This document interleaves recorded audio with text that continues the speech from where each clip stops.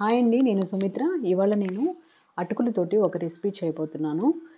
అటుకులు పెసరపప్పు కలిపి ఒక రెసిపీ చేయబోతున్నాను. అదేంటో ఇప్పుడు చూసేద్దాము. దానికి ముందుగా పెసరపప్పుని తీసుకొని ఫ్రై చేసుకొని తీసుకున్నాను అనమాట. ఫ్రై చేసుకొని ఇప్పుడు వాష్ చేసుకున్నాము. వాటర్ యాడ్ చేసుకొని ఒకసారి బాగా కలిపేసి వాటర్ డ్రాప్ చేసేసుకున్నాము. ఇప్పుడు వాటర్ పోసుకొని ఇందులోకి ఉడికించుకోవాలి ఈ పప్పుని. ఇదేంటంటే మనం పెసరపప్పు ఫ్రై చేయడం వల్ల మంచి అరోమా వస్తుంది కదా మనకి. ప్యాన్ పెట్టుకొని ప్యాన్లోకి గీ వేసుకొని నెయ్యి వేసుకొని ఇందులోకి డ్రై ఫ్రూట్స్ యాడ్ చేసుకొని ఫ్రై చేసుకోవాలి.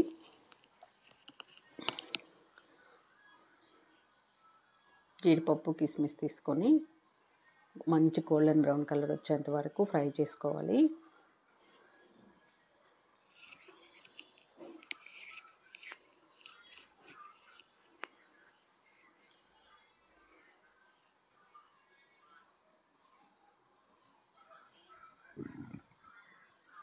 ఇంకొంచెం నెయ్యి యాడ్ చేస్తున్నాను నేను. వేగిపోయాయి, వేరే బౌల్లోకి షిఫ్ట్ చేసుకోవాలి. ముందుగా నేను బెల్లం తీసుకొని కరిగించుకొని పెట్టుకున్నాను. ఒక పెద్ద గెడ్డ ఉంటుంది కదా, ఆ గెడ్డ తీసుకున్నాను బెల్లము. దాన్ని బాగా గ్రేట్ చేసుకొని కరిగించుకున్నాను అనమాట. ఇందులోకి ఇప్పుడు ఒక చిన్న కప్పుతోటి షుగర్ కూడా యాడ్ చేస్తాను. షుగరు అండ్ బెల్లం రెండు మిక్స్ అయితే మంచి స్వీట్ వస్తుంది అన్నమాట.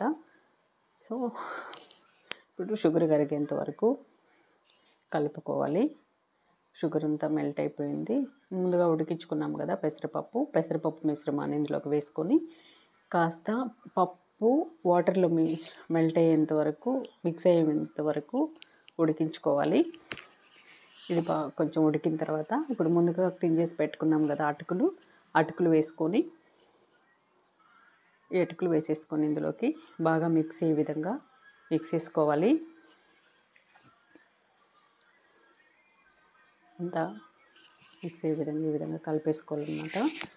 ఇప్పుడు ఇందులోకి క్రష్ చేసి పెట్టుకున్న ఇలాచీ వేసి అంతా కలిసే విధంగా కలిపేసుకోవాలి. ఇంకా మిగిలిన నెయ్యి కూడా వేసేసుకొని అంతా ఒకసారి మిక్స్ చేసుకోవాలి. ఇప్పుడు ఫ్రై చేసి పెట్టుకున్న డ్రై ఫ్రూట్స్ కూడా యాడ్ చేసుకొని అంతా కలిసే విధంగా కలిపేసుకోవాలి.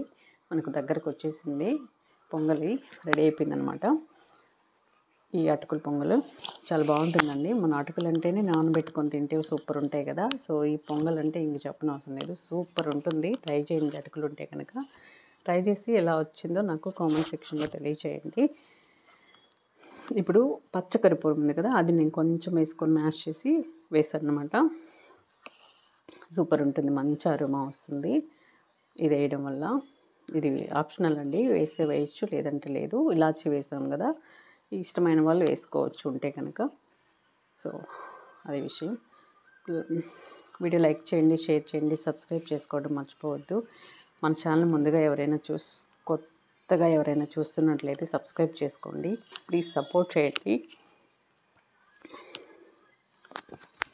ఈ రెసిపీ అంతే అండి, ఎంతో ఈజీ అండ్ టేస్టీ క్విక్గా తయారైపోయే రెసిపీ. మనకు అటుకులు పొంగల్ రెడీ అయిపోయింది. ట్రై చేసి ఎలా వచ్చిందో నాకు కామెంట్ చేసి తెలియజేయండి. Thanks for watching.